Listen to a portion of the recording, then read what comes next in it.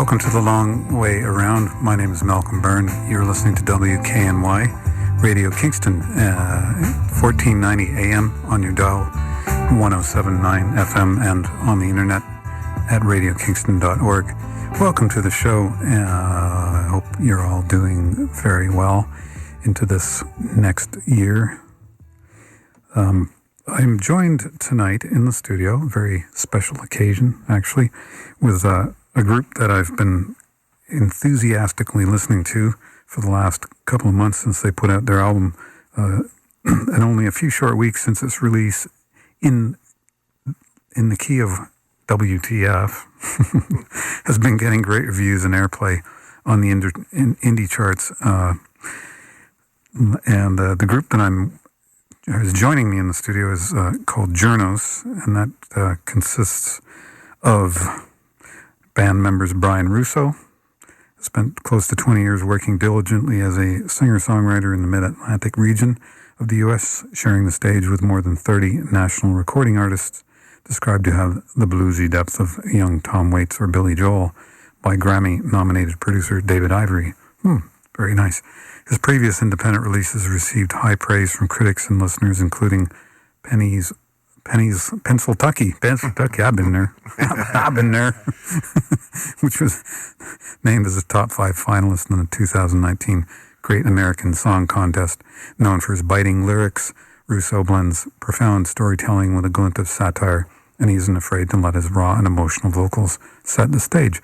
Also, I'm joined by Ryan Abbott, his compatriot in crime. Hi, Ryan. Hi. Perhaps best known for his surf punk trio, the Phantom Limbs, with which he wrote an EP trilogy following an LP entitled Get Wet with the Mothman. And, of course, last but not least, is Ryan Jared, who is described as the relentless force underneath it all. You guys have driven all the way from the Eastern Shore of Maryland. Eastern Shore of Maryland. Well, welcome to Kingston. Yeah, thanks for having us. And how was La Hacienda? Good? It was quite good. Epic. Yeah. It was just what was needed after 6 hours on the road. La Hacienda. And also working controls is our fearless helper person, Manuel Blas, is here making sure that nothing goes wrong. Thanks, Manuel. Muchas gracias. De nada. So, I've been listening to your record a lot. I love it. Thank you. And what I find very inspiring about it is, and I don't hear a lot of this these days from people, is people kind of making a stand, like actually saying something, as opposed to, well, not that people don't say something, but I find a lot of music these days is very sort of, it's either like, poor me, I'm so sad, or it's, relationship oriented, which is fine. I mean, sure. Whatever, but you guys have definitely delved into a whole other area, which used to be I grew up in the late 60s, early 70s, so you had Dylan and Phil Oakes, and then you had people like Randy Newman, of course, yep, who I have a huge affinity for. And you've sort of embraced that genre really well. Could we just talk a bit more about the inspiration, like where your motivation for that comes from? Sure. I've been a journalist for, 20 plus years. Ryan's been a journalist for a long time. Ryan Jared is one of the smartest people I know, and is as engaged, on a social, standpoint than anyone I know. So we've long been friends and admired each other's musical projects. This batch of songs came in a time for me when I was kind of in my recovering journalist stage. I had been let go from, I was a host and a reporter for a very large NPR affiliate. How was that? It was budget cuts, and they told me 7 days before Christmas that my award-winning show and my job was going to be sent the way of Old Yeller behind the woodshed, so to speak. So I had to kind of restart my career. So there was a a time when I wasn't a journalist, and this was also at a time when Donald Trump was coming to, prominence, I guess, and coming to power. And so I remember I was writing, I had bounced from the NPR affiliate back to my local, newspaper, and I was like, all right, I'll do a year as the news editor there.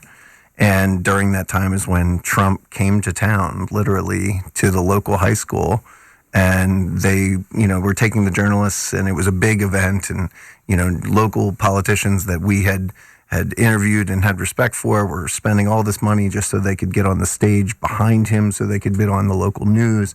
And it sort of had this like mixture of, sort of like a Sopranos episode with like a WWE event, and a complete P.T. Barnum sideshow. And Ryan Abbott was there, and they put all the journalists in this little cage at the back. And I used to wear a lot of fedoras, and I just took my fedora off and I stuck it in a backpack, and I put a baseball cap on, and I was like, I'm not standing and covering this event in this cage. And I walked around, and my whole idea, everything changed at that moment. And so, as everything unfolded in the years of Trump and in these past years of pandemic and whatever, I kept writing, and, I wasn't a journalist anymore in, being hired or whatever, but I still had this, I guess I was reporting in these songs on everything that was happening. Mm-hmm. And so it was a sonic field report and both a scathing editorial. And so when, I think they were just kind of there, and they were just kind of on the shelf, and they just kept accumulating songs that said something. And when Ryan came back to town, sort of at the end of COVID, and beginning of COVID, was it? Okay, everything blends together. It's all such a blur, right? Yeah. But he was going. He had been living in Annapolis for a long time. His mother had recently passed away, and I knew his mother very well, and I just love that lady, and I was like, why don't you come over to the house and we'll just play some guitar socially distanced on my back porch. And we started playing some songs together that I had sort of on the shelf, and I just played him these songs, and it just became a thing. Like my words and his guitar playing just seemed to click at that moment in time. And it started very. We didn't set out to make a record that said this much. It's just, we started like going and doing some recording sessions, and then we were like, well, we need to bring somebody else in, and Ryan was the first person that we wanted to go. And over the course of a year, we went and we built these songs, and we took our time with them and made it into what it is. And so, we couldn't be more proud of what we created as just like an album, Mm-hmm. Because I think a lot of people, as you said, are pushing singles, and they're trying to establish a brand. This was just a collection of songs that really formed into an album that said something at the time about everything that we've been going through. I think that's what I appreciate present tense about it is it does feel like a complete body of work. I put out some of my own music last year as well, and there was this pressure to sort of just put out one song, every 2 months or something like that. And I found that kind of strange, because I had written, as you say, like it was a group of songs that go together, and it sort of meant to be listened to in a certain way, right.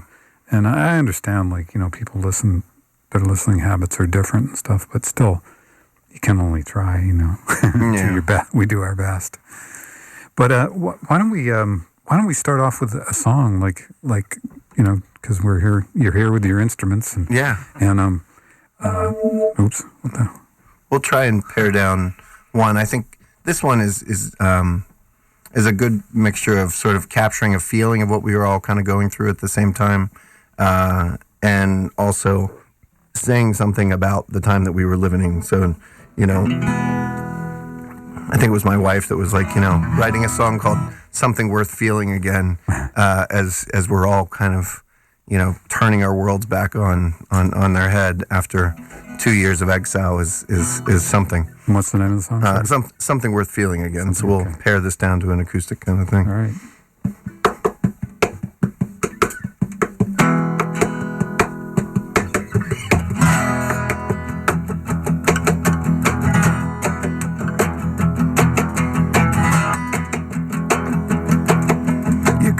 So far, but you fell short. Regret is religion and anger's a sport. You crown your sorrows, you kill your joy. You're slowly dying in Illinois, and the picket fences all fell down, and you realize you're never leaving this town. All you want is to feel something worth feeling again. Wanna hit the road again, find a little danger that could do you in. Feel the warmth upon your skin, it's like falling in love all over again. But I could take the fear and loathing if it is your hand I'm holding. I want is to feel something worth feeling again. I used to want a little bit of piece of the action. Nowadays I'm just looking for a reaction.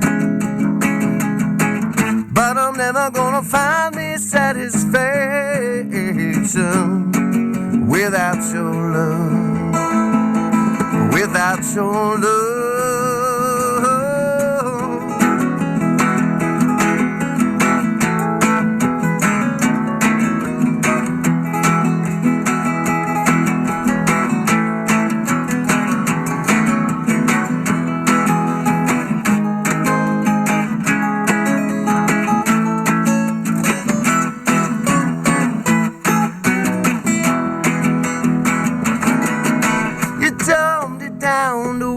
Crown, I guess the money was that good. You've been gunning from your whole dunk town, but you're never reaching Hollywood. They saw you wait in line well past your prime, and they'll say that you're out of your mind. All you want is to feel something worth feeling again. I used to want a little bit of piece of the action. Nowadays I'd settle for some sort of distraction.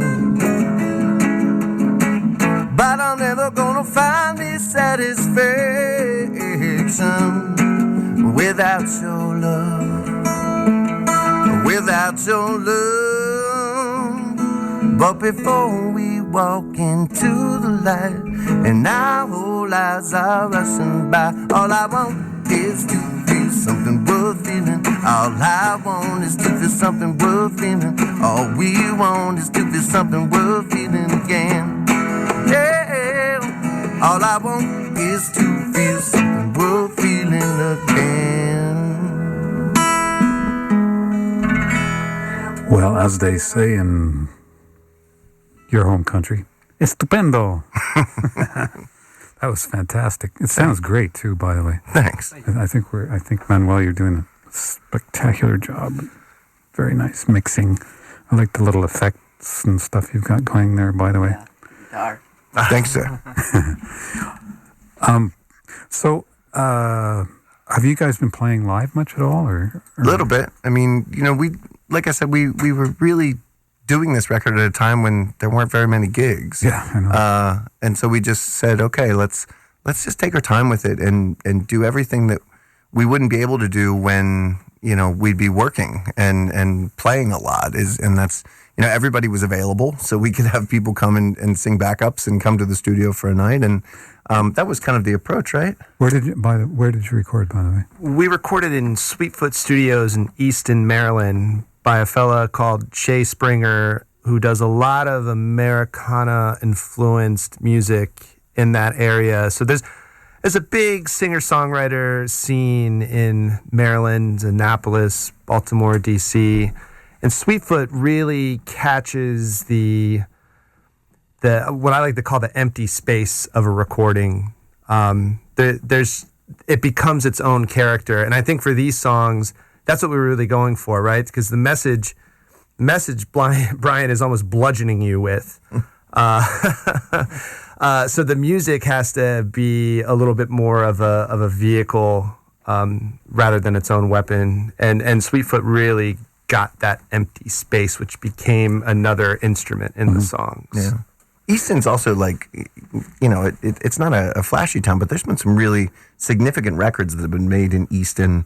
John Alagia, he's got a place there. So like John Mayer's first record, I think, was done in Easton, or at least part of it. And I know Rachel Yamagata did some records there, and some really significant stuff have been done. And I know Shay's worked with John. So Shay, he's sort of this hidden gem that's right there on the Eastern Shore, and it's like right before you get to the Bay Bridge to go over to the blue part of Maryland. Mm-hmm. But what's the blue part of Maryland? Well, Maryland's largely known to be a left-leaning state, but where we live on the Eastern Shore, as soon as you cross the Bay Bridge, it's very, very red, if you will. Okay. So that's what I was referring to. You're either Ferris or you're Guinness. Because that's Maryland, right? That's right. Yeah.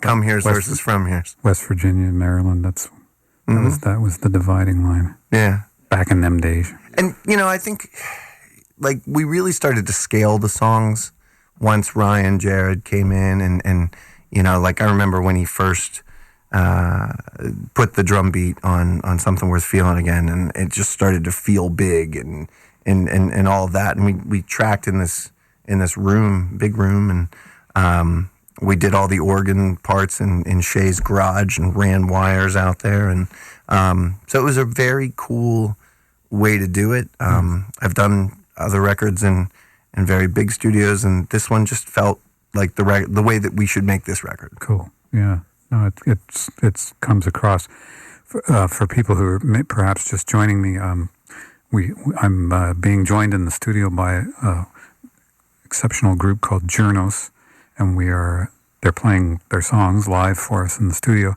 But we're also talking about your album, so why don't you plug your record a little bit, just so people know where they can find it and get it. It's at all it's like they say in the podcast world, wherever you get your podcasts, wherever you stream your music these days. So Spotify and Apple Music. Our website is wearejournos.com. And it's spelled Journos,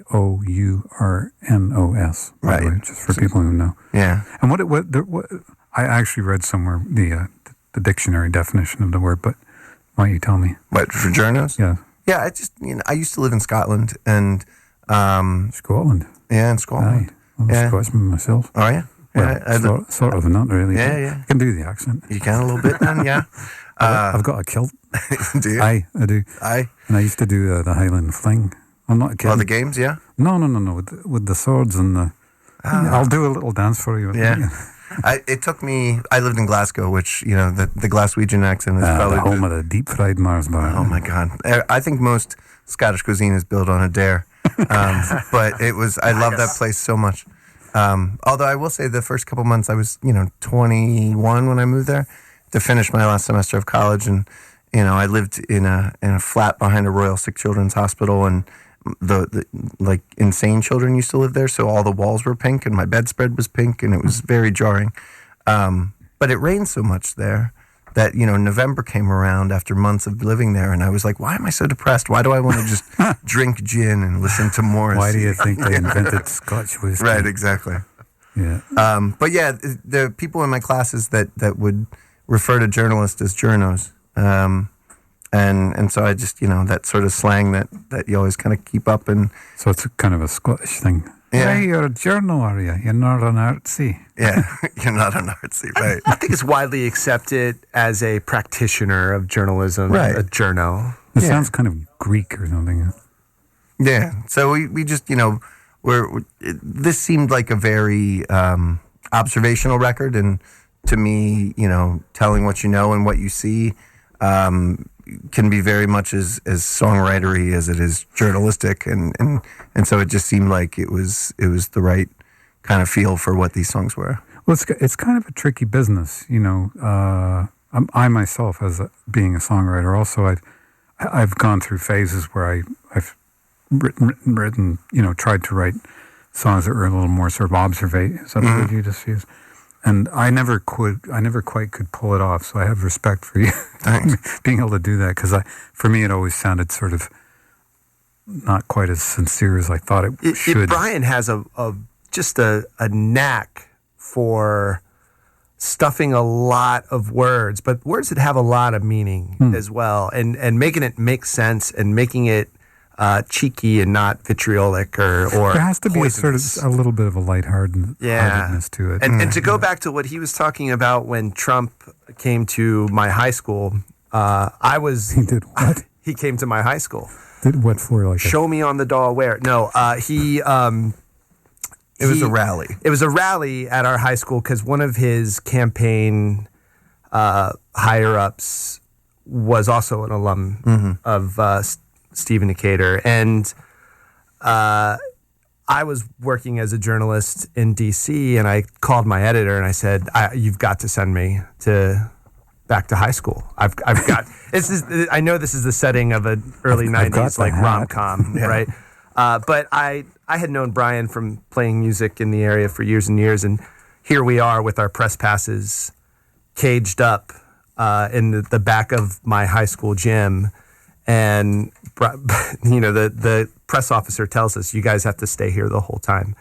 Bryan, as he said, took his cap off, took his press pass off, got his notebook, and just went into the crowd, and I thought, that is the most punk rock thing I have ever seen. And I'm the aforementioned Get Wet with the Mothman. That's a punk record, and then fast forward to us working on the Journos songs, I could appreciate it with that foundational knowledge of we're going to approach journalism in the most punk rock manner possible. That's what these songs are. They're punk rock and aesthetic. Yeah. I mean, Ryan, Jared, you and I worked together on like the Bargain Scotch record in 2016, and you've played with me over many different iterations. And this record's different. Just like there are no, I think I was a little bit more polite back then, or tried to be more cheeky. And this record doesn't. You took the gloves off for this one. Yeah, came out swinging. You're listening to Radio Kingston. My name is Malcolm Byrne, and this is The Long Way Round. And I am joined in the studio by two Ryans and a Bryan, who form the group Journos. And they're here in the studio to play songs from their new album, Songs in the Key of WTF. Yeah. We know what that means. For us live, which is fantastic, and it's sounding very, very good, according to our engineer assistant, Manuel. So I think that it would be awesome if you play another song off the record. Sure. Let's see, I just lost hearing myself. That's because I didn't turn on your microphone. There it is. See? Yeah, it's to talk about the title of the record, it was originally supposed to be called that.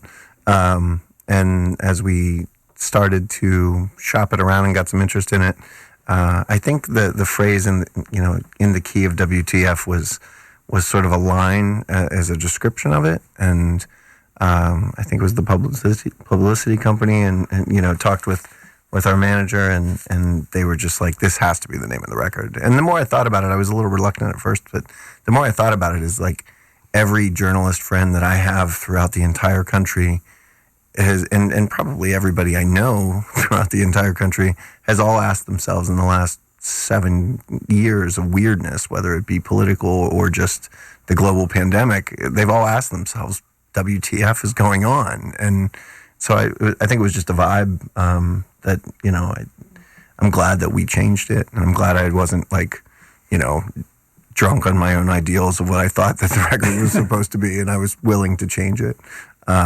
Because I think that's the only thing it could be called at this point. Well, WTF, just in case you're interested in the origins of it, it's one of those military acronyms like snafu, and right. It comes out of the Vietnam era, as a matter of fact. I had a friend, Bobby Miller, who used to he was in the military in Vietnam. He served, I think, 2 or 3 tours, but he ended up running the landmines organization. Mm-hmm. And I remember during the 2004 presidential elections between Bush and John Kerry, he just handed me this button with a red, white, and blue with WTF on it. Mm-hmm. It's like, that's the button I want. What's the song called? We're gonna play a song off the record called "Don't Wake the Trouble," which I almost put this on the Pennsylvania record that we did in Nashville, my cousin and I, back in 2018. It just didn't make the cut, and this song is kind of it's a report. It's kind of about the bad guy, I guess. And the bad guy in the song always gets sort of vilified. I tried to write it from their perspective, and just this song's about being on sort of the right side of history, or maybe it's about those that are choosing to be on the wrong side of history. But yeah, that's what this song is. So.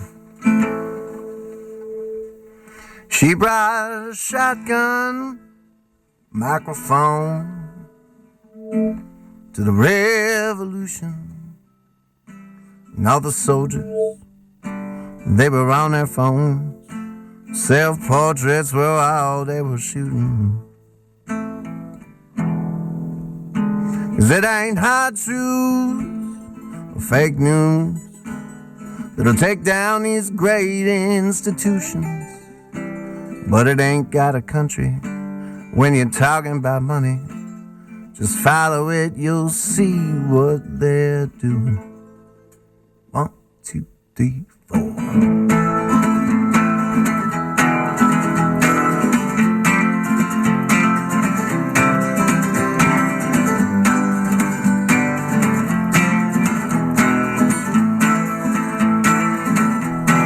Bobby hates liberals, they say he don't read good. But he raised that flag like an American should. But he never even bothered to count all the stars. Said there ain't no worse time to be a white man since Custer in the valley counting Indians. As the arrows rained down, did he reach for his own race car? And I bet he's singing, don't wait the trouble. Hush, you better tread so carefully. Don't wait the trouble. Might end up wrong side of history.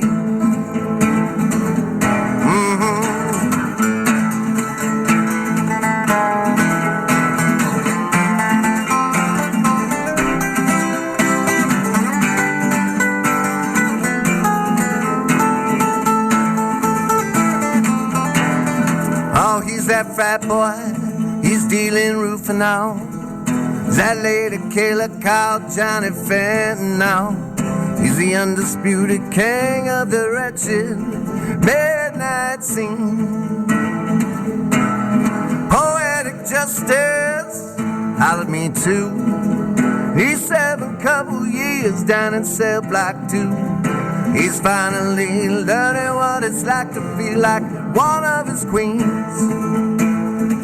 And every night he's singing, don't wait the trouble. Hush, you better tread so carefully.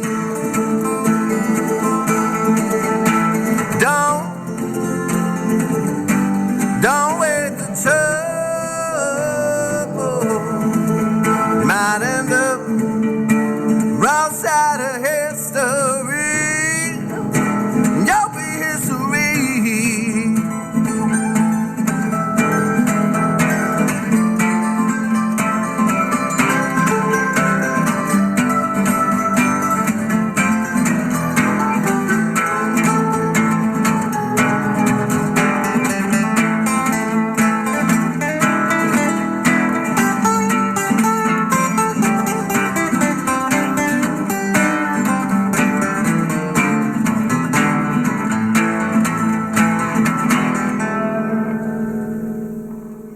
Now he's from New York, she's from a vast state, and her daddy hates him more than the caliphate. He said, how you gonna love somebody that isn't your kind? But she's a leader gonna fight her. She's a history book rewriter, but her lover knows that a gentleman always steps aside. 'Cause that is a time and don't wait the trouble. Hush, you better tread so carefully.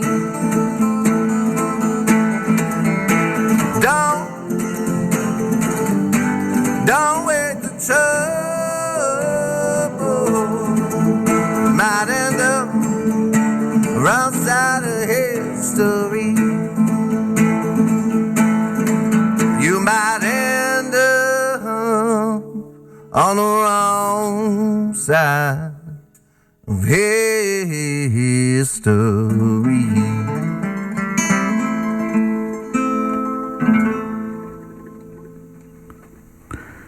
Awesome. Sounded fantastic. Thank you. I like hearing these songs acoustically, by the way. I mean, I like the way the record sounds, but I always like hearing stuff done acoustically too, because that's the real story. It's actually completely different because one of the players on the record is this guitar I got when my grandmother died, and we had gone through so much loss, and my grandmother died, and I just wanted to feel better, and she left us a modest inheritance. And, I've always been a pawn shop guitar guy. I'll make anything sound cool. But I thought, I'm going to buy a nice guitar. And I bought a Gretsch Country Gentleman. Ooh, nice. Chet Atkins, just a beautiful, ethereal instrument. And it was right around the time that Bryan and I were starting to bring these songs to the studio. And the guitar really added a layer that I think was unexpected and really complimentary of everything. So this is actually cool because this is taking it back to the days on the porch with the acoustics and the natural light. Mm-hmm. And I'm not talking about sunlight. Right, and my giant dog. Yeah. Well, like when you got that You have guitar. a Mastiff? No, I had a giant Newfoundland named Jeffrey, and he's passed since, but he was, just wanting to be right in the mix of it. But no, like that guitar, and you're right, it became a voice on the record, and I think I liken it very much to like those old Tom Waits records that I really love, that Mark Ribot's guitar playing becomes a voice that is just as synonymous with Tom Waits' sound as Tom's gravelly voice. And I think that was one of the real through lines of every single song, even the song like Lester Bangs, which was pretty, you did have a part on that. And that was neat. So yeah, it's, it is cool to kind of strip it back down again, and having Ryan Jared play the mandolin. You didn't play the mandolin parts in the studio, but that has been a wonderful thing as we try to scale these songs and figure out how we're going to bring this album to life and play it in front of humans. He was like, I got a mandolin and I can play. And he's fantastic at it because he's sort of that utility guy that can Swiss play Army pretty knife. much everything. Man of all, was it? Jack of all. Yeah. I'd love for you to play another song. Okay. Yeah. No, we'll play another song and then we'll go to a break. Sure. But since you have that, let's play Lester Bangs. And we can, it's funny you brought up the dog, or I brought up the dog, Actually, and then you asked about the dog. I know who Lester Bangs is, but I think a lot of people don't. Yeah. So who was Lester Bangs? Lester Bangs was probably one of the best writers out there. He just happened to write about rock and roll, just like Hunter Thompson was one of the best writers out there. But, everybody remembers him for being a wild man on the political trail. But I think, most famously, Lester Bangs was captured in the Cameron Crowe movie Almost Famous, and he was portrayed by Philip Seymour Hoffman. Lester Bangs was one of the prominent writers of Cream magazine. Yeah. Died at 33 from doing way too much speed. But I loved his writing. Well, he wrote about a lot of the early punk bands. Yeah, too, right? Yeah. I remember one of the first things I read about him was he just eviscerated Van Morrison in an article, and I think it was captured in Psychotic Reactions in Carburetor Dung, which was one of the first books that I read of his. But for me, I wasn't in that era, so I just got clips, and then I fell in love with the writing and the fast pace of it, and just his love of he was fearless, and he would rip anybody up. And so I think during COVID, I would walk my giant Newfoundland around town, and I would think, and, I wouldn't have my kids around and my wife, and, life wasn't stressful. I just had my big dog, and we'd walk through my little picturesque town, and, thoughts would come through your head, or ideas for songs, and, there were little, sort of things that you'd write down on a napkin or put into the notes on your phone.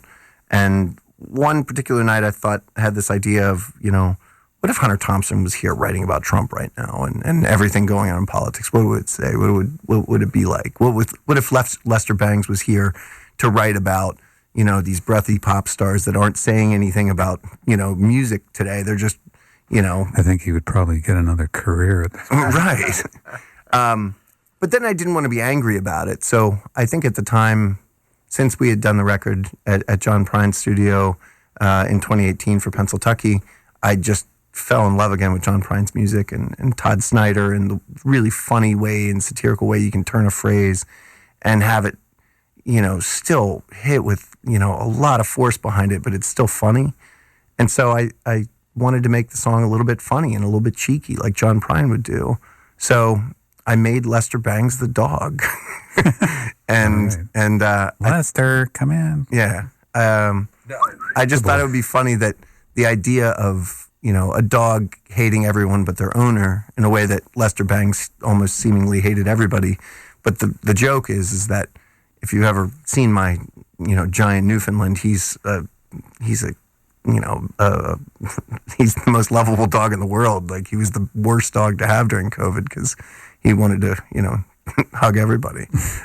So that was kind of the joke of it that, people probably don't get unless they had met my old dog. But yeah, it's kind of again, a scathing editorial on everything that people are chasing, whether it's, the dollar or the truth. And so that's what this song is.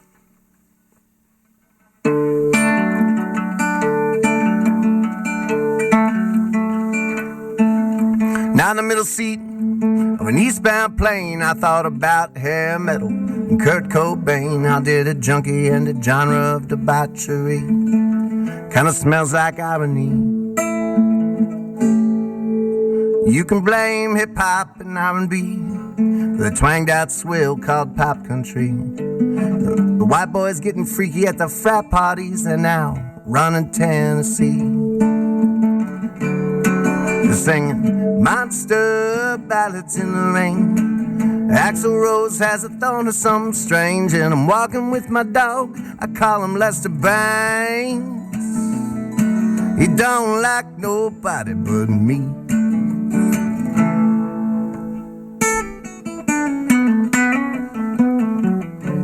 Voice of a generation won't speak until the ink dries on a new endorsement deal. But when she does, she looks right into camera 3 and says, baby, let's go gluten-free. And everybody's killing it, borrowing and stealing it. Take a picture, baby, that's how we will remember it. Don't the sunset look so nice? That's just California on fire. They're singing monster ballads in the rain. Don't stop believing that things are gonna change. And I'm walking with my dog, I call him Lester Bangs. He don't like nobody but me.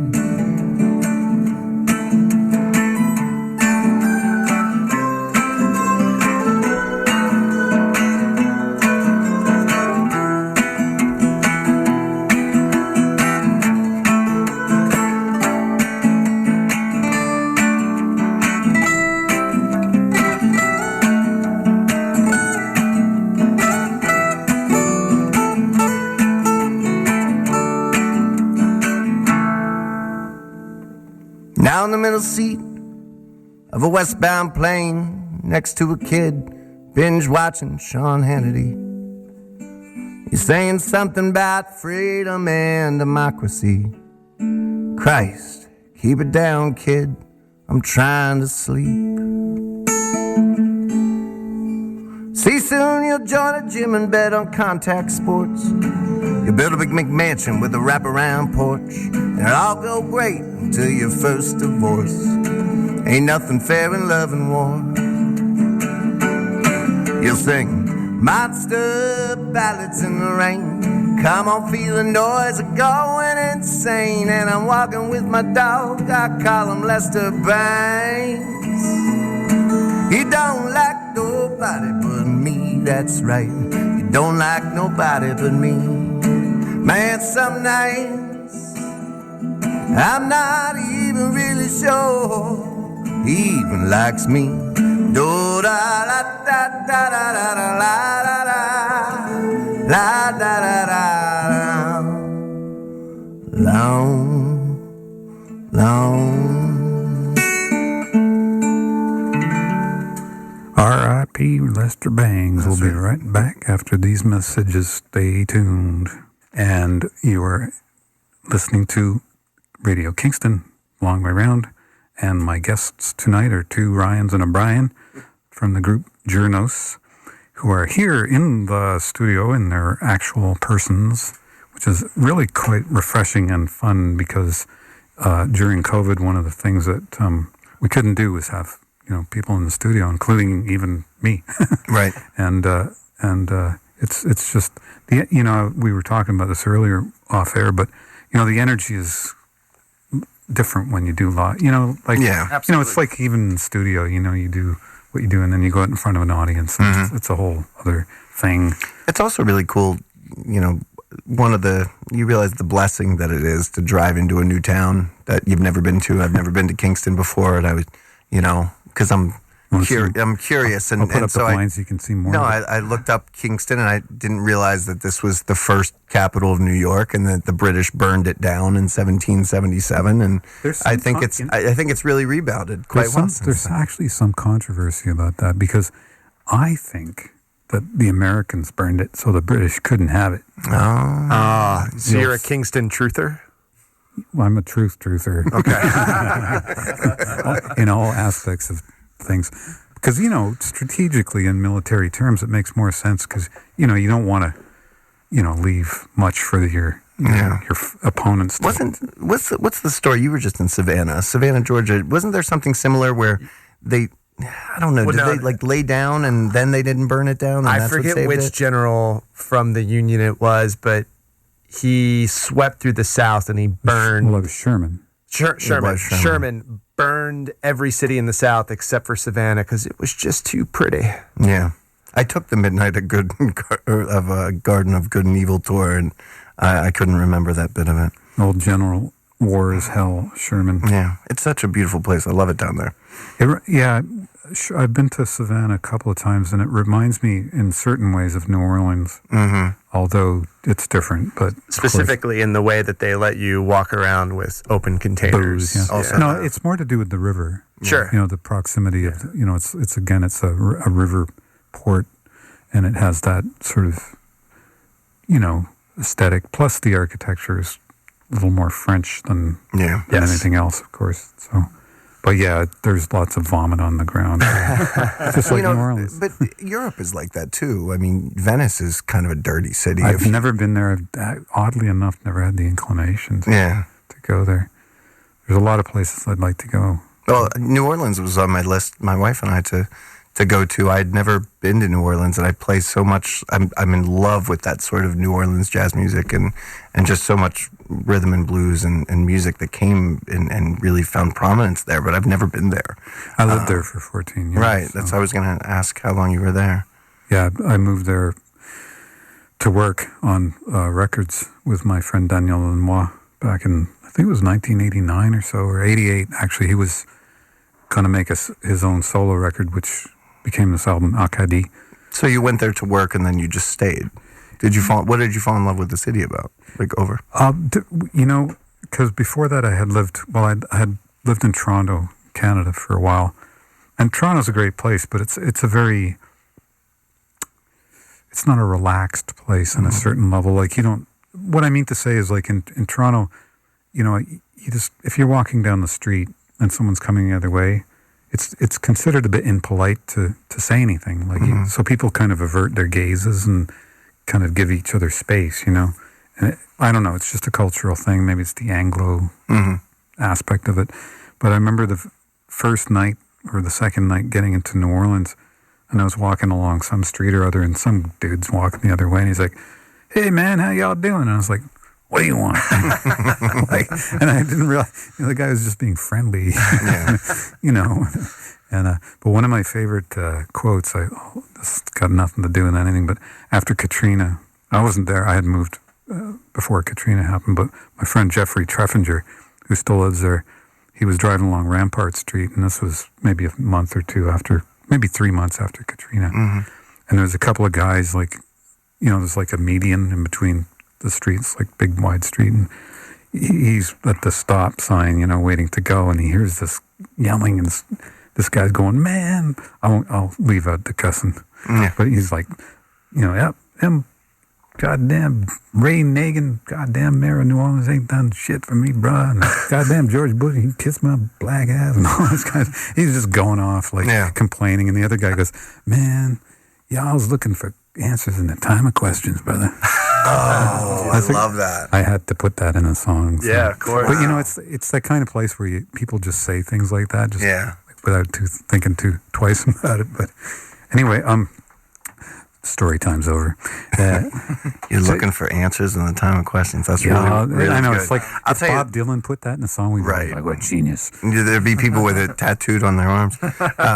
No, I interviewed a lot of people, and I think the most completely starstruck I've ever been, whether playing with somebody or interviewing them, was when I got to sit down for about an hour and a half with Charlie Gabriel from Preservation Hall Jazz Band. I mean, he's 89 years old now, and he was, in his early 80s when I interviewed him, and he is the coolest cat.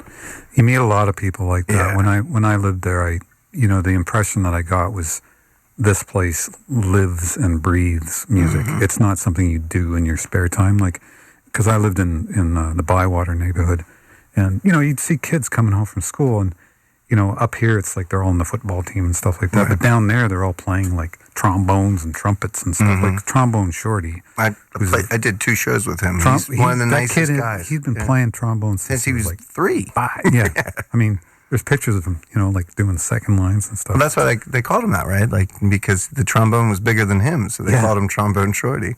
And so it's a different thing, and I was kind of fortunate to work on records with people like the Neville Brothers, and be around that kind of talent, that authenticity that brings to it. So, yeah, but don't get me around no Berkeley people. I'll get. No, I mean, I'm just kidding. But you know what I mean? Because I have a friend of mine, Tim Green. He's passed already, but he was this fantastic saxophone player, and he went to Berkeley, right? And like somewhere in the second year, his teacher was like ragging on him constantly, like, "Where'd you learn that technique? You're never gonna go anywhere." He wasn't playing like you're supposed to, but I mean, the guy's a beautiful player. And eventually, Tim quit. He dropped out because he was like, kind of, bummed out that this guy was just giving him a hard time. So he thought, well, hell with it. I'll go down to New York and start playing.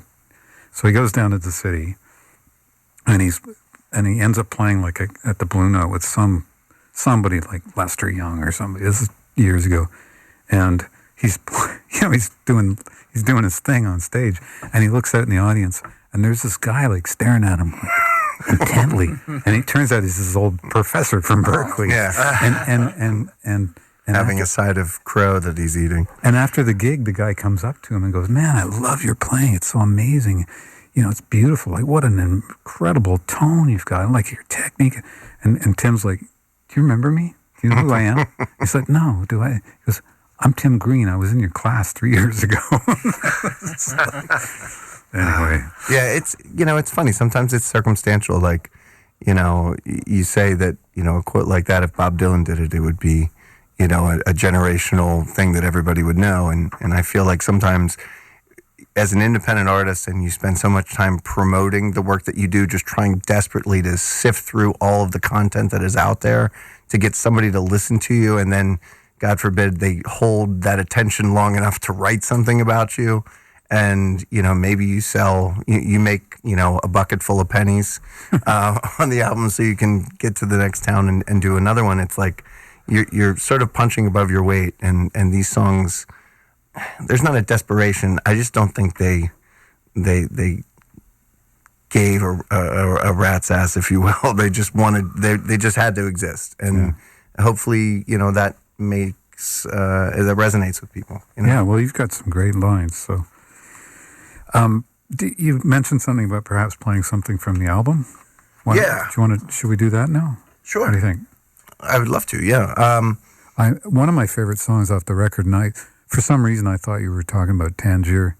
Or no, actually, it's not Tangier. It's Algiers. That's a kind of suburb in New Orleans. But you told me there's a place called Tangier that's off the coast. Yeah. It's a sinking island in the Chesapeake Bay. A lot of those islands are either sinking or have sunk, like Holland Island, for instance. You can take a day tour when the tide is right of Holland Island. But when the tide is up, you can't even see the foundations of the buildings that were once there. It's very haunting. Is it a climate change induced thing? 100%. Yeah.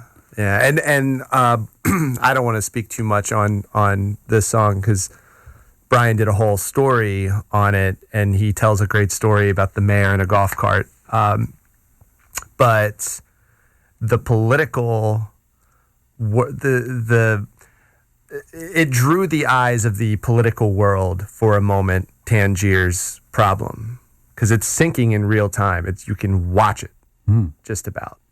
And I'll let Bryan finish the context of the... Yeah, I mean, the Eastern Shore is such an interesting place because there's these little pocket communities, and Tangier is you have to take a boat to get there, and like Dalkey Island. Right. There's only 400 people that live on the island that are left, and there's 4 prominent families, or at least, like the Pruitts and the Crockett's, the Pruitts and the Parks. Those are like the 4 main families. But, there's a line in the song, the kids go to college and they never come back again. And that's largely what's happened, is generationally people are going to the mainland to seek out a more normal life than this sort of simple fishing, village.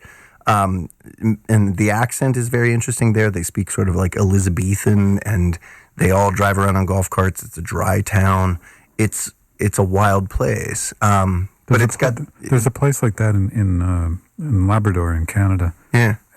Called Harrington. Okay. Very similar. It's very isolated. Yep. And people speak with like a West England sort of, I don't know about you, but I was out there taking care of boats. You boy, yeah.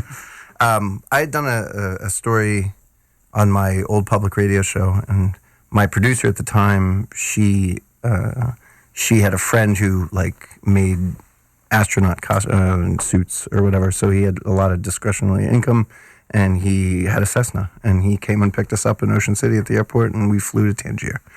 And so we're flying over the Chesapeake Bay, and we sort of radio in, permission to land, and there's no one on the other end. And so then he was having a nap. Yeah. he was getting... We circled the airport, and no one answers. And so I said, okay, well, let's just land the plane. So we land the plane, and we parked the plane because no one came out, and we sat there for a minute. And then we got out, and it was the strangest thing. We were on the runway in Tangier, and I've got my little reporter kit, and my producer's there, and our pilot. I think there might be some cartel people listening to this. Hey, now there's this place in America you can land They're not going to get of cocaine. And and then we saw the welcoming party come in on these golf carts, and the mayor, his name's James, but he goes by Uker, Mayor Uker.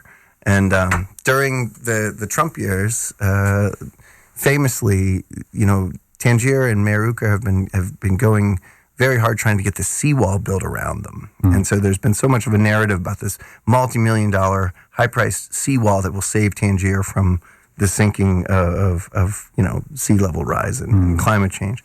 And famously, I guess Donald Trump and Mayor Uker had a conversation, and Trump sort of said, hey, we're going to do it. And it was all over the news. Yeah, just like the wall. We're gonna right, build exactly. a wall, yeah. So this song for me, when I started writing it, I wanted to be super journalistic about it. So like I'm referring to actual places that exist in Tangier. And I even sent the lyrics to this guy who had lived there for a couple years and wrote a book about it.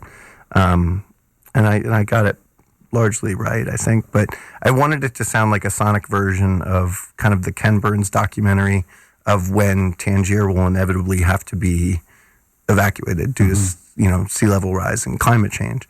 And just sort of romanticized it a little bit. But you're literally in the middle of the Chesapeake Bay, and what Ryan did just to create this sonic landscape with his electric guitar. That's why I wanted to play it on the record version. So, but yeah, it's all about this place and what's happening to it. But it's a very pretty song. It's one of our favorites.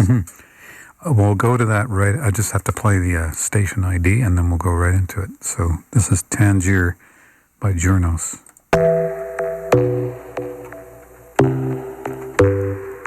From our studio in Midtown, this is Radio Kingston, WKNY, AM 1490, FM 1079, Kingston, New York.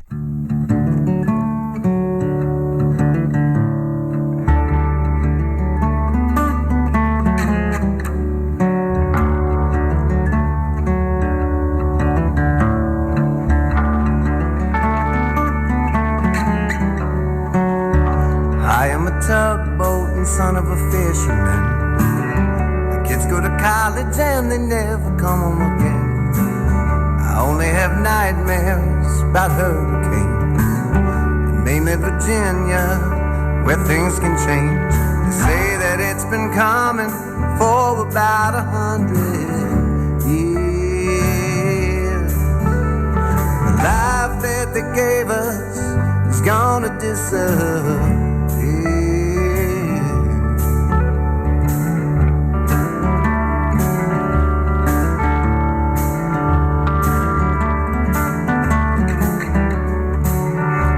In December, they bought the Holly by plane. I miss getting milkshakes with you down at the rain. Waterman at Hilda's, eating fritters and cakes. The water was life and the water took it away. Damn the scientists and all the things that they believe.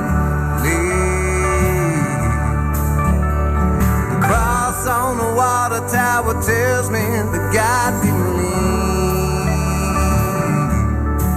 So won't you meet me by the old fishing pier?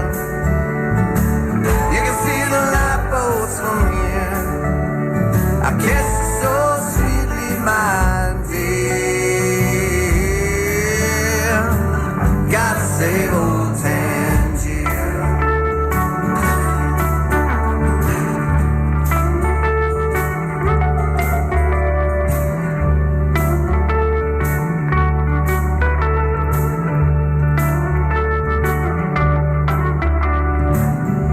America spoke to the president, promised salvation, but they came and went.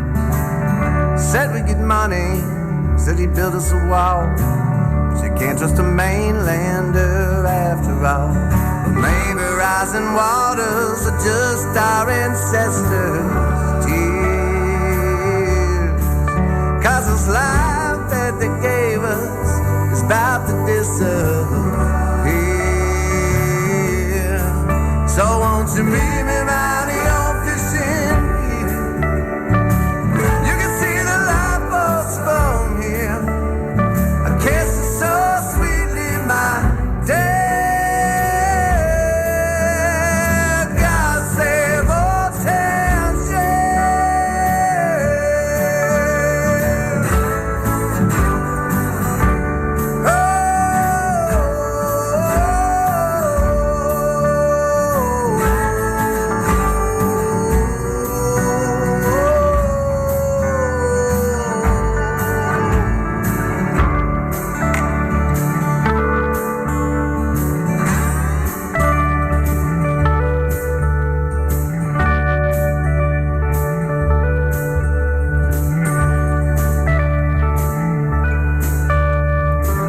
Farewell to the Crockett's, the Pruitts and Parks, Stephen and Courtney Thomas pulling up to the docks. When you live on the water, you don't need a weatherman.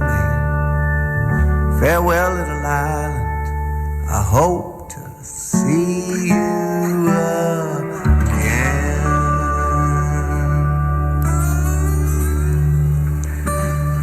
That was Tangier from the album In the Key of WTF by Journos, who are here in the studio with me right now. Here we are. Facing me across the screens. That's the other thing that's weird, about making records, I find. Having people... I remember I was working on this record with this band. It was the first album I think I did on Pro Tools. And I had done it... I grew up using tape, right? And I got very good at editing, like cutting tape. Some of the edits, I used to do edits in front of people. But you get used to it, and just get out there old rates. And it's a very tactile feeling. It feels constructive. It feels like playing an instrument. And almost, like you're building something too. Anyway, I had done this edit of a mix in Pro Tools, which is, for people who don't know what that is, it's a digital audio recording platform that's very popular in the industry, film and television. Anyway, I did this edit, and one of the people from the group said, that edit doesn't look right. And I said, what? I said, look at this, the waveform. It's not right. And I said, I turned off the screen. I said, listen to it again. Yeah. Oh, I can tell it's not right, And I thought, that's it. The game's up. Yeah. Like, people are listening to music with their ears, instead of because, I have, I don't know about you guys, but I'm not a Luddite, but right. But no, I think that's what I meant earlier when I was talking about Sweetfoot Studios. That the space is another character, and it takes you out of that computer screen wave format. What did you record on? What format? Reaper. It was a DAW. That was digital. It was not tape. But everything that we used, even the organ parts, like I said, he had these old, Hammond B3s with the Leslie, in another isolated thing that was sitting on top of another cabinet.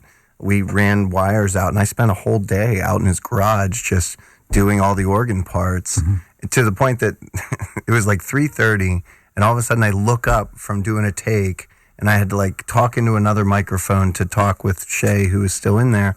And all of a sudden, there's 3 kids standing there with backpacks, and their dad was like, "What are you doing in there?" I'm like, "Get out of here, kids!" Go on, kid. Get out of here. Go play in the freeway, kid. Yeah. What are you doing here? We did try, even though we had a lot of technology at our fingertips. We wanted to use real instruments and make sure that we were using proper mics to capture that. And really, Ryan Jarrett, I think, has brought so many good ideas to I sort of brought these songs formed, and then he'd be like, why don't we try it this way? And it would work almost every time really well. And so I don't know how you come up with those ideas on the fly like that, but I don't know. I think we all really enjoyed trying to make an analog album with digital technology at our fingertips. Yeah, analog is the word that I was hoping you were going to get to. Yeah. I don't know if you've had a chance to see this. There's an interview that I just watched with Rick Rubin and Neil Young. Oh, yeah. And the whole first 45 minutes is just them talking about that. Analog. And Neil Young at one point, I love Neil, he goes, well, the way we recorded it is Rick likes to work on digital, but we record it on tape, and then we take it right off the playback head from the record head to the digital. But he goes, but even for that split second, it's real. Yeah. It's okay. I completely understand what he meant by that. I was and then he was talking about, but anyway, I don't want to talk about Neil Young right now. I want to talk about you guys. I appreciate that. Let's play another track off the record. Okay. Which one? Why don't we play Dirty Money? I think that will let you hear the organs that we were talking about. Sure. That's a good and idea. this had sort of such a 50s kind of vibe to it, but it does it does pull zero punches, I think, lyrically too. It captures that I don't know, what do you think? Is this about politics by chance? Yeah, it's the amount of money that's no, it's just about corruption, really. Well, yeah, but that's and politics. And I always make the joke when we play live that, because you're trying to get people to sing back, it's a very, call and response song. But just, in a time of great division, Democrats and Republicans and blacks and whites and gays and straight, like the one thing that we all have in common is we don't like people messing with our money.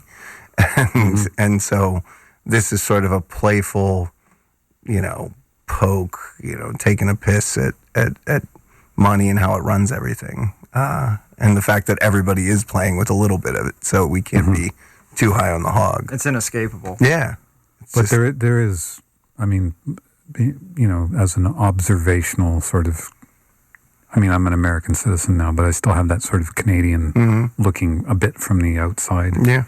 I remember going to a Democratic fundraiser down somewhere in North Carolina, and it was all, the Nancy Pelosi's and the Hillary was there. We met, it was with Emmy Lou Harris, and she was the guest artist, and I was her band. And, I met and I just was baffled at the amount of money. It's just like so much money in politics, and it's like no wonder nothing gets done. It's just because it's just so, it's just rolling in cash. Well, if you get behind the curtain long enough as a journalist, you realize that they're all sort of just, Democrats, Republicans, Independents, Green Party. They all are just trying to get elected again. And so they spend most of their tenure raising money. Trying to get elected. Right? And then the other thing is, this song was really, my wife and I went to Charleston a couple years ago, and we drove there. And I remember getting past a certain point in Virginia where every other billboard was a Christian billboard. And I made the joke, I was like, man, nobody is spending more advertising money than God right now. And there's a line in the song about that where I sort of poke fun at religion. And it just, it's wild. Like, these political parties and these entities make more money by keeping us divided. And so it's really just pointing, shining a light or holding a mirror to the freaking lunacy about that, and then making it a call and response song that we can sort of bop to and sing along to.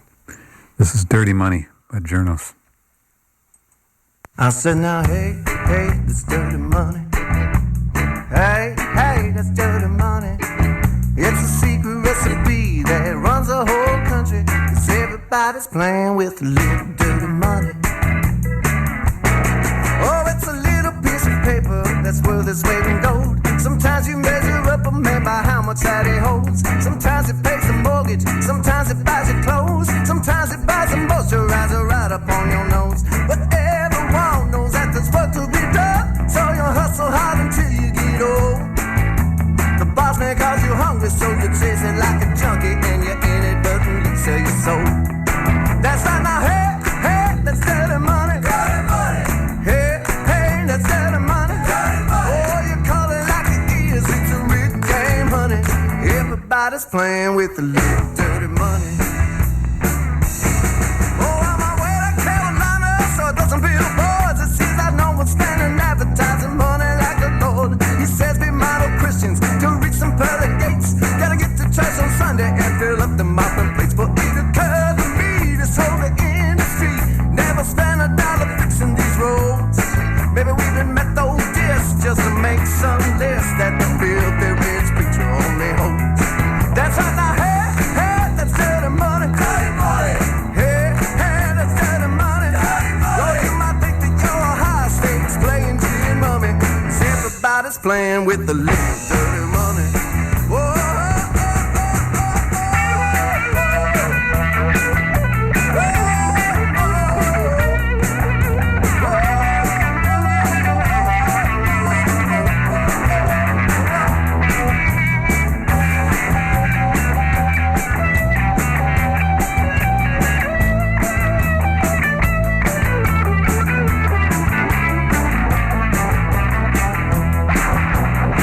Oh man, I don't need documentaries or scientific inquiries to know who is holding all the cards. These crooked institutions are like pimps and prostitution. You're better off burying your wealth in your yard. I said, now, hey, that's dirty money. Dirty money. Hey, that's dirty money. Dirty money. You might think that you're a gangster makes it nine. That's chasing dirty money. Whoa, I said, hey, hey, that's dirty money. Dirty money. Yeah, hey, that's dirty money. Dirty money. Oh, if you're raising up a bit, the let you run the whole country. That's right, now everybody's playing with a little dirty money.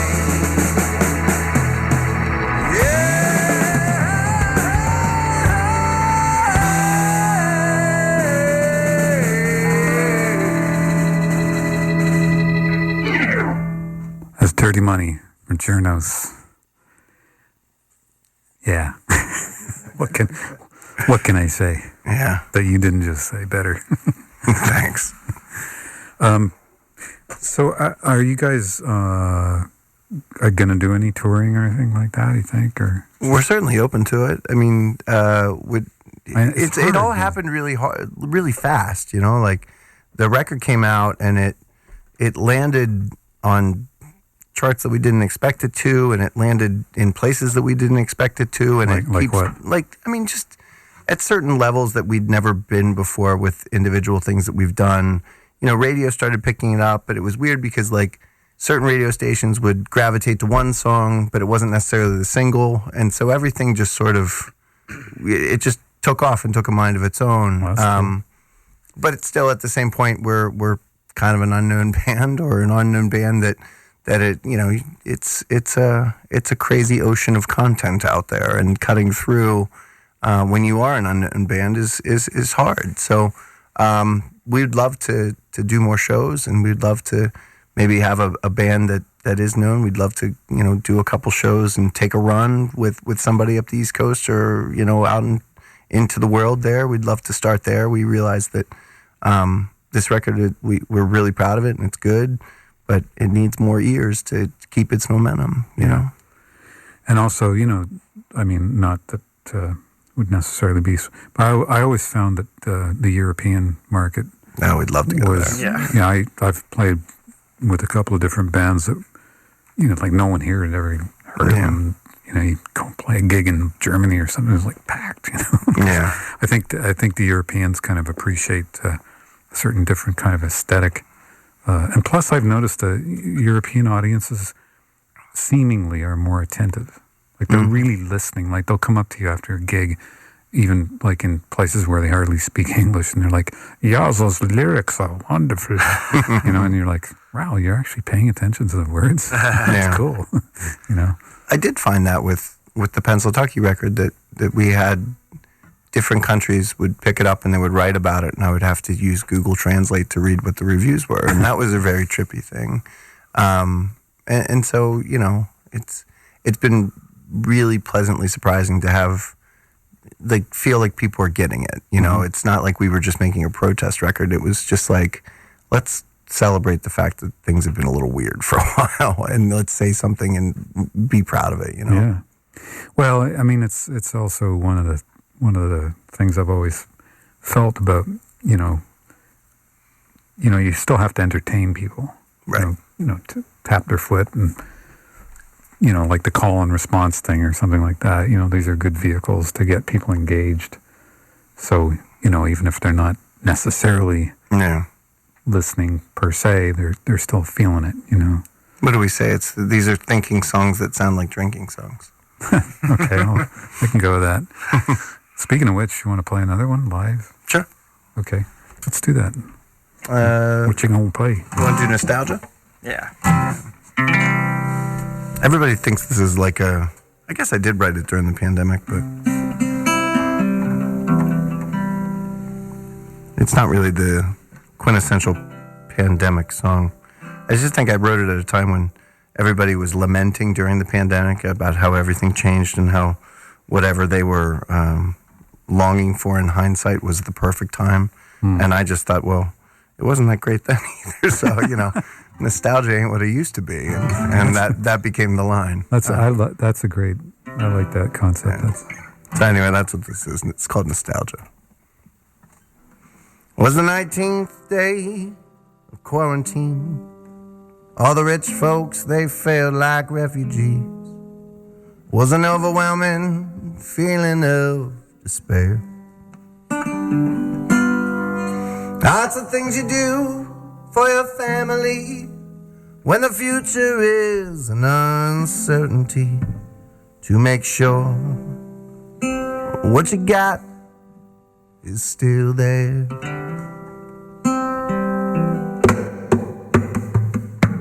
No, let's throw back how it used to be, how we would renovate our faded memories. It was a retro sound, movie quotes and memes. Sweet lullabies Mama used to sing back when Camelot was still a thing. Papa was a Rolling Stone, and we were his entitled teens. How could we have known? How could we have seen that the great playwright's got a sixth sense, I believe? Oh, I wish I would have known. You were always meant for me. That nostalgia, I ain't what I used to be. You're the off-ramp on the interstate. You're the not-so-simple twist of fate that crowned me an overrated underdog. You're the propaganda in a great debate. You're the final move before the big checkmate. You're the joker taking down a whole house of cards. How can we ever know? How can we have seen that the great con man was exactly who you thought he'd be? Oh, I wish I would have known. Oh, despite what I believe, oh, that politics are just bad pageantry.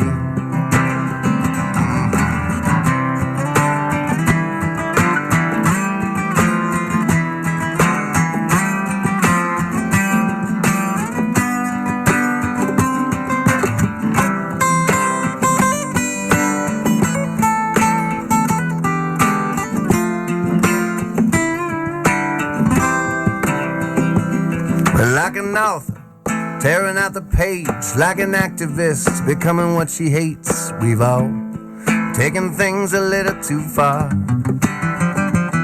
For every Leo, there's a Corey Haim. Not every fresh-faced kid is gonna finish the race. Just remember, they were both once rising stars. Oh, you're the love song in a minor key. You're wrapped up with a punk rock melody. You're all I want and all I'll ever need. So take my money and break my heart. Go ahead and ruin me right from the start. Just promise you'll be the last face I'll ever see. How can we ever know? How can we have seen that you can't get back what you give away? I would have known, oh, despite what I believe, that nostalgia ain't what it used to be. No, nostalgia ain't what it used to be.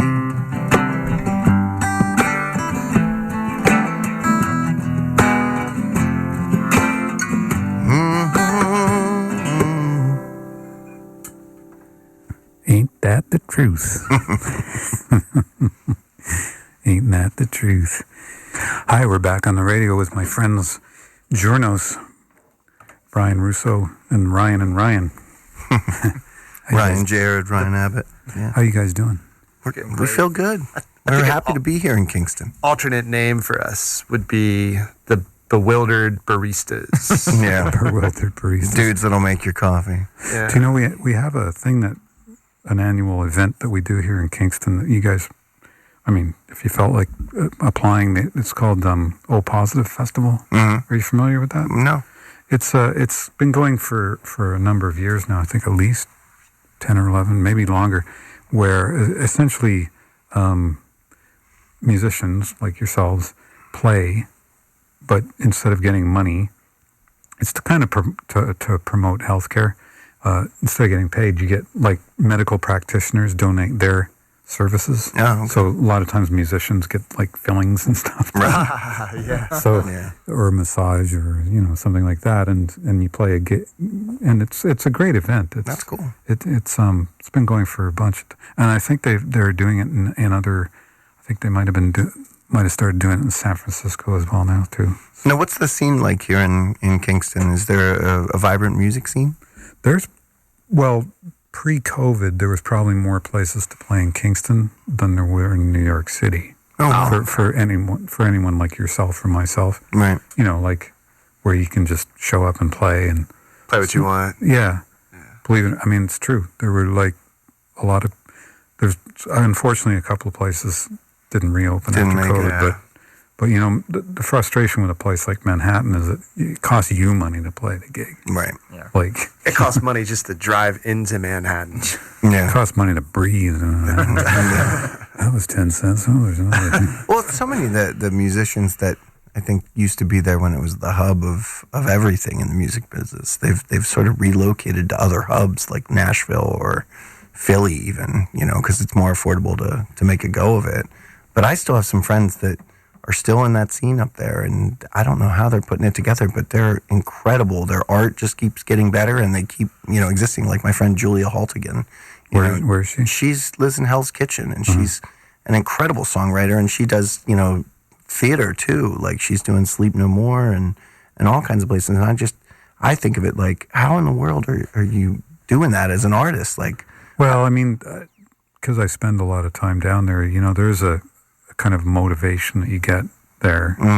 It's kind of infectious in a weird sort of way, which is why that kind of happens. But yeah.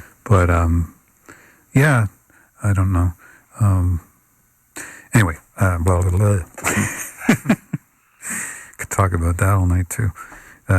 So, do you want to play another song live? Yeah, let's play one off the record. I think we were, okay. if we're talking about sort of this idea of bringing ideas into a room and then having them grow into something that they weren't intended to be, I think is a good example of the three of us working together. I think Learned Behavior, you want to talk about that one? Just, where it kind of went. And Learned Behavior, I think, changed a couple times in the studio, and then we just started stacking really nice harmony parts on it. Yeah, and that's where the real magic of that track, I feel like, was when we took this platform that we had initially created, and then we just started stacking on emotion to the vocals that it didn't have before. And then it was really Bryan and I just kept putting more and more harmony layers on top of things, and then changing inflections, and then revisiting lines, and let's go back and redo that verse. Now that we've done this, let's back up now and let's change this one little, it just is something as simple as like, let's go down a half step at the end instead of hitting the other note, and just like little tiny details that just at the time seemed like, are we being tedious and nitpicky, or are we, really transforming this into what it's supposed to be? And that's... Well, I mean, my experience in my career has always been that the studio is a place for discovery. Absolutely. And there have been many occasions when, instinctually we've followed a track without even thinking about it, like or articulating it very much.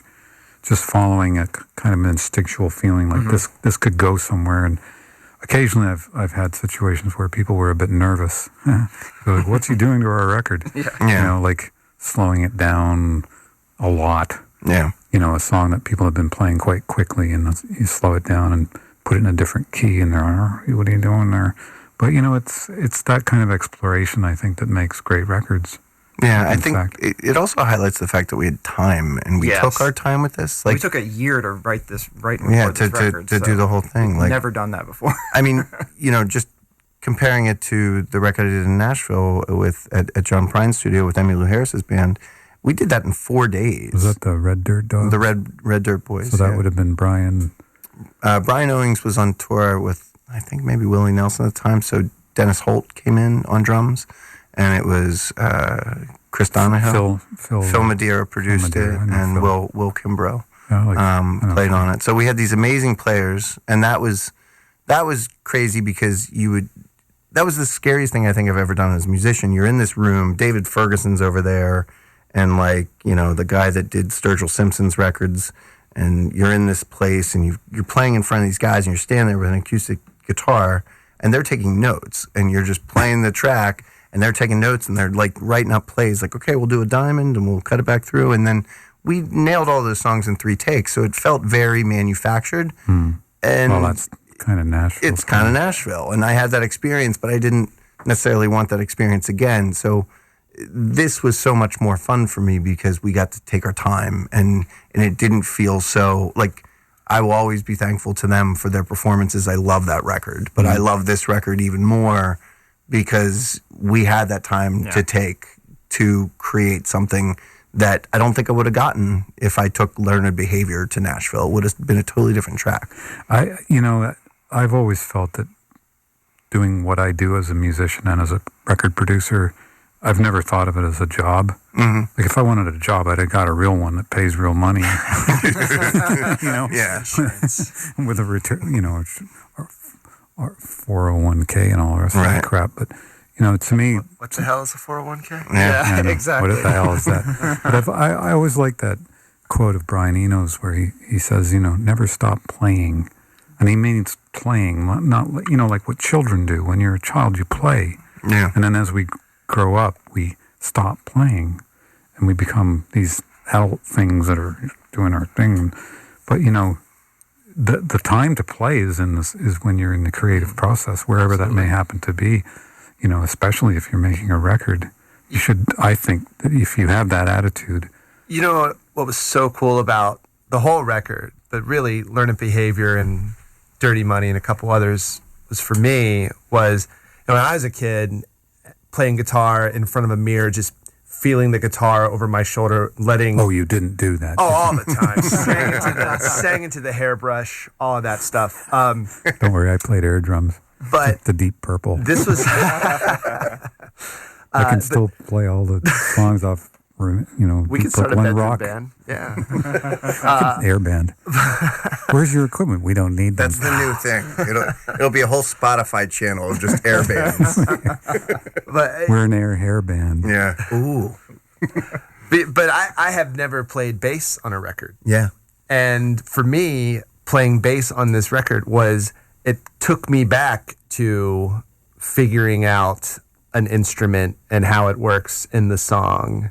And it took me back to those days of what the heck am I doing with this thing? That's always a good thing. I've done that occasionally in the studio with bands where, like, I've said to the guitar player, like, why don't you guys just change instruments? And they're like, what? Yeah. And next thing you know, like, the bass player is playing this really cool thing on the guitar that the guitar player would never have come up with. Yeah. And vice versa. Right. Well, I was doing my best impersonations of my favorite bass players. So you'll hear a lot of Mary Hart influenced bass lines, like a lot of boogie woogie on Boogie this. woogie, as they call it. Boogie. Don't know, rock and roll on a king of boogie woogie. You know that record? Yeah. Long John Baldry. Don't lay no boogie woogie on the king of rock and roll. And you got to have your Paul McCartney moments, too. Oh, definitely. Yeah. It was a lot of fun. And it was playing for me. It was being a kid figuring out bass lines and shapes for the first time. And it was fun. Cool. And I listened to this record and I listened to this song in particular and go, you know what? That's a good bass line. That's a good bass line. Well, let's hear it. So this is a learned behavior? Yeah. Okay.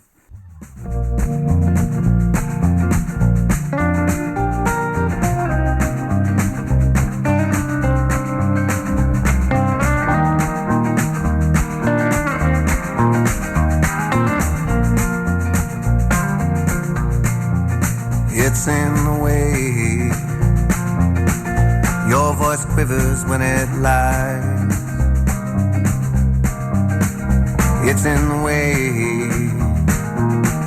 you always want what you can't buy. It's in the way the outcast pretends that they don't care. It's in the way the broken broken-hearted, yearn for what ain't there. Can anybody out there tell me why we make enemies of strangers? Oh, if anybody out there's listening, could you do me one favor? Why don't you let go to give the Catholics gave you? Kick mama's little helpers, forgive daddy's anger for you. Go down there and meet your maker. Why don't you shake your learned behavior? It's in the way you turn on that little gas light. It's in the way you find such pleasure in the fight. It's in the way you click the safety off anytime that you feel danger. It's in the way you convince yourself it's a white boy in the manger. I got a long list of questions I want to pose to the so-called savior. Why are them little drops of poison all our favorite flavors? So why don't you let go of the gift the Catholics gave you? Kick mama's little helpers, forgive daddy's anger for you. Go down there and meet your maker. Why don't you shake your learned behavior?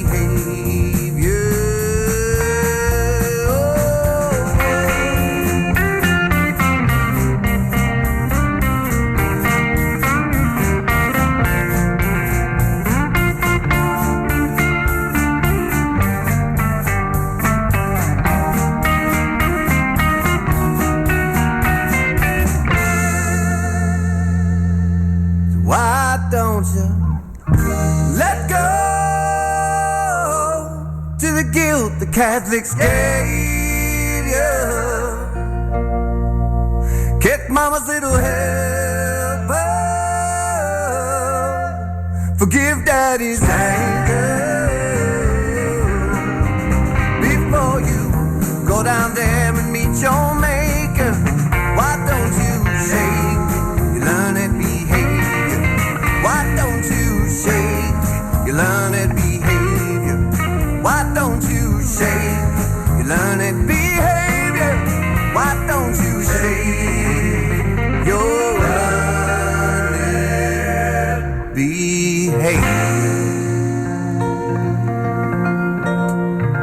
As Learned Behavior from Journos from their new album In the Key of WTF apostrophe or exclamation mark, I should say. Yeah.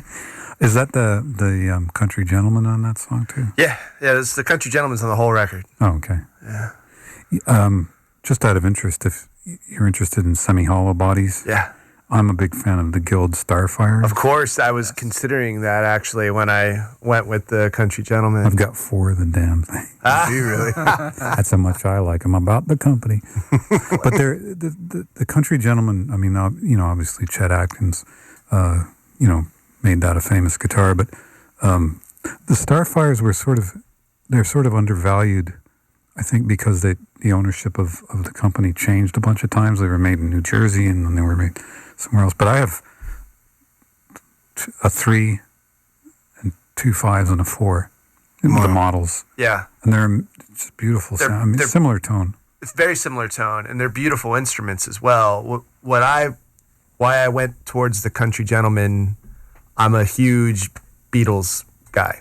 And those old pictures of George Harrison. Are they a group? Yeah, B-E-E. Yeah. How do you spell that? He's talking about the Volkswagens. Yeah. You like Volkswagens?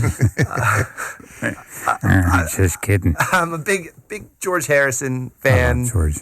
And those early Beatles records where I think it's just a country gentleman through an old Fender Twin. Probably, yeah. with nothing in between the signal. They just sound so dang on cool. It's got that woody clunk sound, yeah. Yeah, and all those seventh chords that they play and all those kind of jangly rhythms. It's so cool. And that's what I wanted to, and really what for this record the Country Gentleman lended to was it created an ethereal presence with that hollow body resonance. You know, just so thick. That guitar was such a part of the band, you know, and I think really that whole Beatles vibe is so prominent on a song like "Oh Tyranny." Like I think that, as well as it also points out just that changing of the song in the room, and I think it was your idea to change the tempo, the time signature, at the end, and just bop it out. Resident genius. It was just that kind of thing. Like, hey, let's try this. Hey, let's try this. And I think that if we would have made this record any time other than on the during or tail end of a global pandemic when you weren't supposed to be working actively or you couldn't work actively, I don't know if we would have been able to have the time available to make these things. You know what I mean? It's an interesting side note that my daughter, she's in her early 30s, and she said something to me at one point. She said, "Dad, I don't know if I want to go back to work. Work's overrated." Like this whole idea. She just said, I don't know if I want, I kind of want to disconnect from that. Yeah. Because you couldn't work. And, suddenly she had this time to do other things. And she was very productive. I mean, she got her undergraduate's degree, Yeah. And it had a profound effect, I think, on a lot of people. Oh, gosh, yeah. I think, in a couple of years, people will start to unpack the trauma or the PTSD or maybe even just the benefits of it. Like my wife and I talk about it was so nice to just have both of our kids sort of snapshotted for 2 years under the roof because they're getting older and they're going to be out of the house soon. And for 2 years, we were all together all the time. It certainly proved, I mean, I've been a big advocate of UBI, Universal Basic Income, for many years. The entry, yeah. And I think it essentially proved it's doable. Absolutely. Anybody who says it's not possible is full of what. Sure. Cow dung. Sure. Sure. So, and it's true. People can be productive. They don't, this idea that, if we just give them money, they're going to sit at home and smoke pot and do scratch and wins and play video games is complete nonsense. Was that an option? Yeah. I think it also shows that, like my uncle says all the time, he's like, we're all stepping in something and we're all walking through something, and you just got to make sure that you're wearing a good pair of boots. That sounds like something we'd say up in Canada too. Yeah. Well, time, it always seems to go so quickly when we're having so much fun in the studio. I always start singing that Carol Burnett song, but I'll do that at the end of the show. Yeah. So, shamelessly promote yourselves, please. Yeah, so you can find us on several places online, but we are on a record label called Bob the Organism Records, shortened to btorgrecords.com, BTORG records.com. But you can also find us at wearejournos.com. And on all the streaming platforms and all of the things. But we prefer to steer you toward those websites where you could purchase our physical vinyl record, yes, as opposed to mindlessly doom scrolling through Apple Music. Right. This is the first record that I've ever had on vinyl, and Doesn't it sound good? It sounds so good. It's such a watermark moment I know. for doing this for 20 plus years. I think I got giddy like a school child just getting my hands on the record. We just had our vinyl release last Friday. And just the fact to hold this tangibly and just have it on vinyl. So I would encourage people, order the vinyl. It's really, really the best way to consume this record. Well, also, and I have to say, it's really hard to roll a joint on your That's right. iPhone. Like, That's right. vinyl is great. You get the seeds out. And Yeah. That's right. That's right, Malcolm. That's right. Can you put that in the press bio? We'll just ask you for a quote.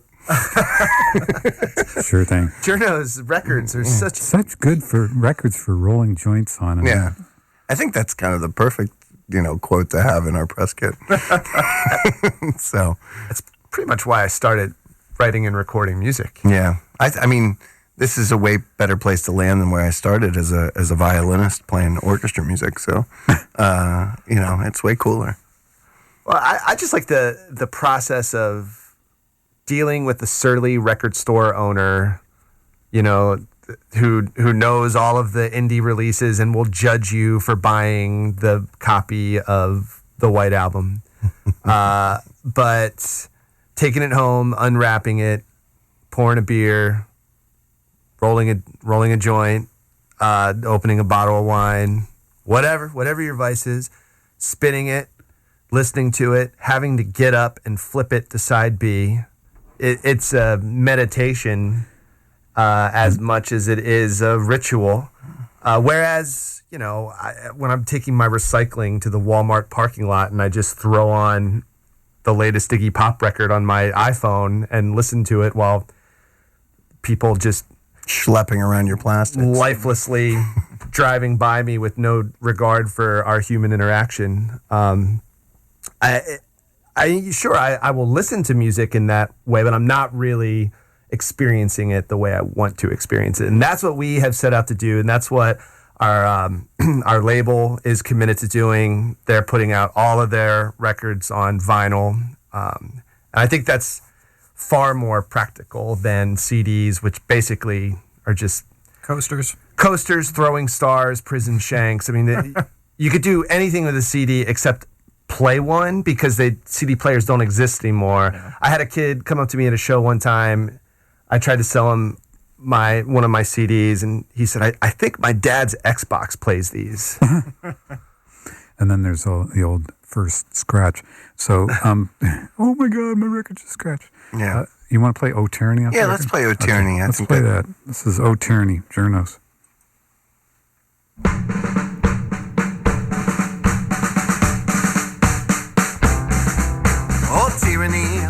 Oh tyranny, you're the backstabbing foe of civility.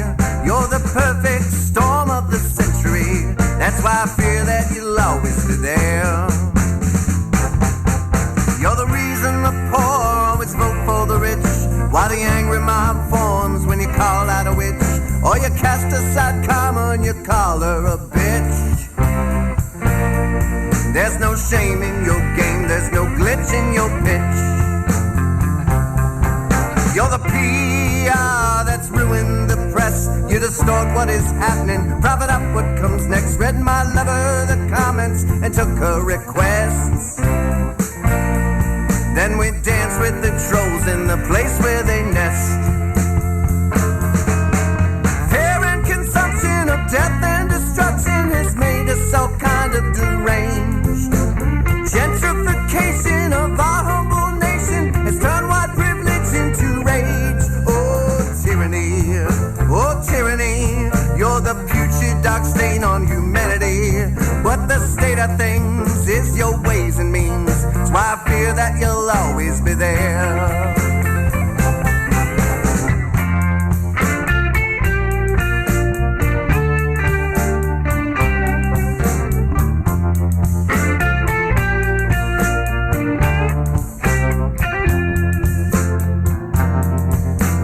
Orange-faced despot needs a mini mustache and a swastika bow tie to go with his sinister laugh. The Christians reach for their wallets while the offering plate passed. Then he burned down the church and ran off with the cash.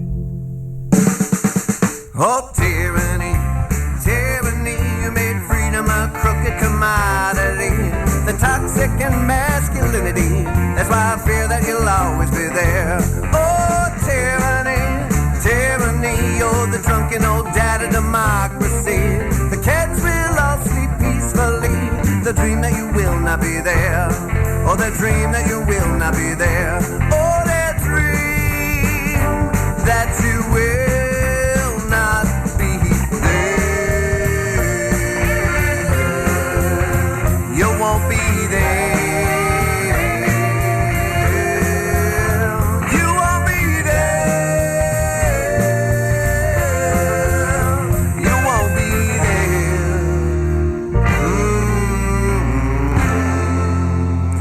there. Zoe Tyranny. If you don't know what that song was about, you weren't listening. So we're going to say goodbye and thank you so much to Journos for coming into the studio live with us. And I'm going to sign off now too, so you guys can play your last song as we say goodbye. And thank you so much for coming all the way up to Kingston for doing this. And we'd love to get you back. Yeah, thank you so much for having us and really digging the record. And we're going to close our time here in Kingston with the first song on the record, which is called The Opener, which is the anthem for the guy that doesn't make it. Okay. Well, if the good Lord's willing and the creek don't rise, we'll see you next week. Here we go.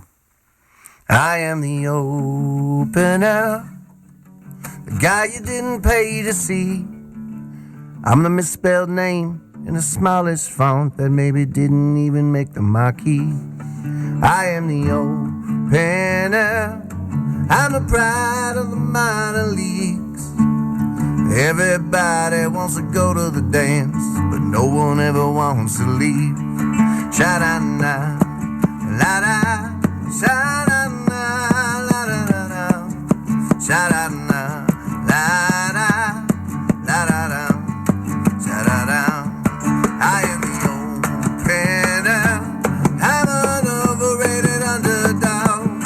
I'm on rags and riches, I live on drink tickets, and I'm hungrier than you know. I am the opener, it's gonna be a lonely, long drive home. Where did I go wrong? Did they like that song? And all my best days good and gone. You can see me looking at the watches and they're staring at their phones. I got 25 minutes to win their love, and it's only time for just one more. I'm singing shout, na na na, shout na na na na, shout na na. Can you love what you don't know? I'm singing shout na na, shout na na na na na, shout na na na. That's the sound of the opener. Now, 2, 3, hey!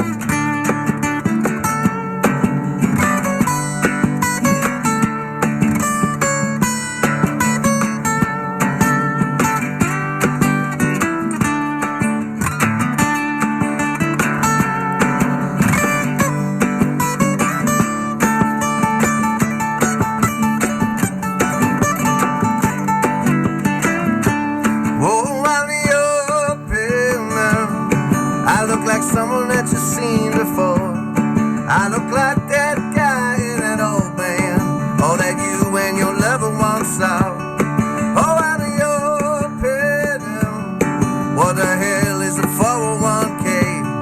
I told my loving wife I would ride her ahead, and that was 20 years ago today. You'll find me down telling stories there at the local bar, rolling off my elbows where I rub them up against the stars. I'm singing shout, na na na, shout na na na, shout na na. Can you love what you don't know? I'm singing shout, na na, shout. Sha-da-da-da, that's the sound of the opener.